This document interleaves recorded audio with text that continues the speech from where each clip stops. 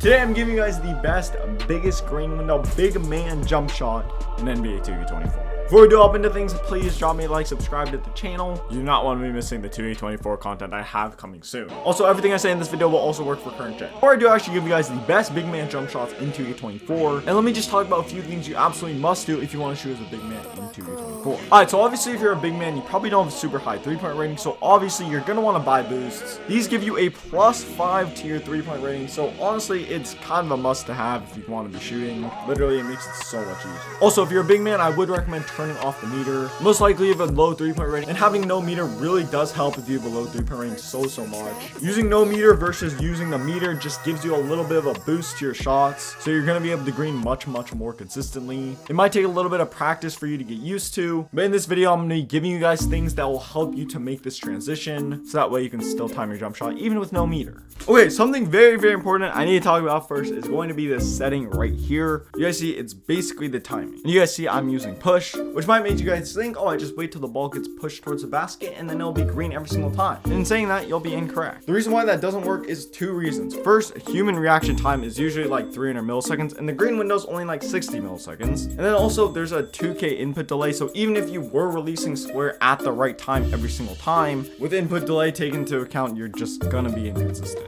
Which is why for all the cues in this video, I took into account both of those factors, and then I experimented until I found a cue that works with those two factors in mind, which is why the cue I use for literally all my jump shots, which is not the same thing as the timing 2K tells you, and honestly it works way better.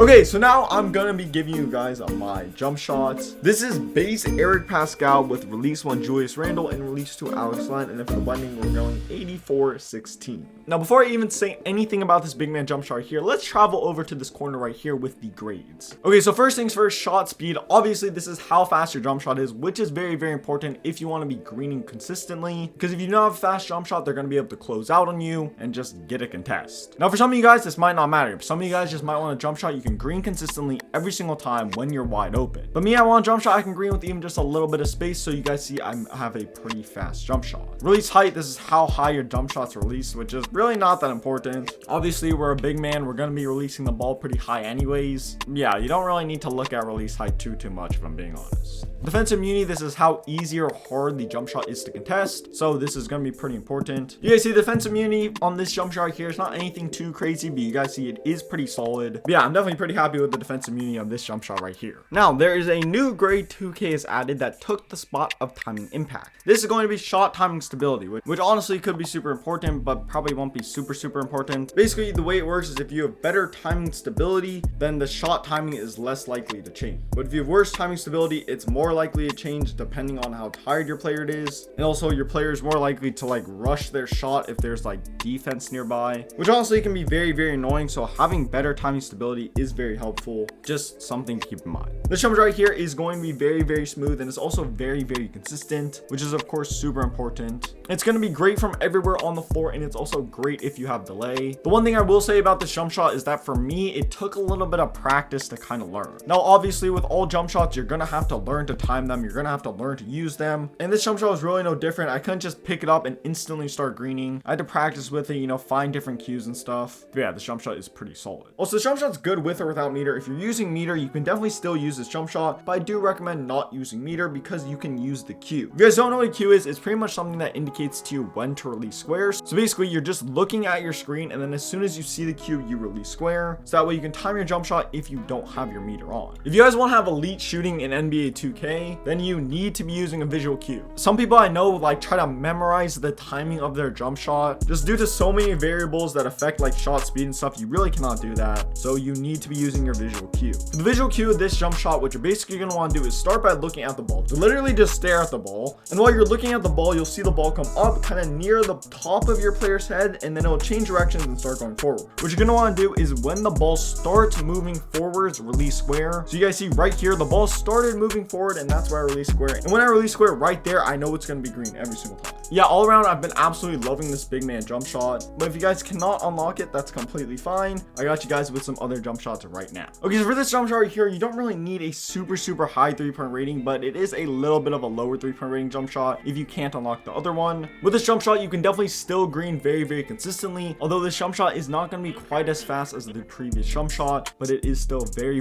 good and very green, and all around it's just absolutely crazy. And for the third jump shot of this video, this is base Justin Winslow with release 1 Randall and release 2 Dayron Sharp, and the blending is going to be 45-55.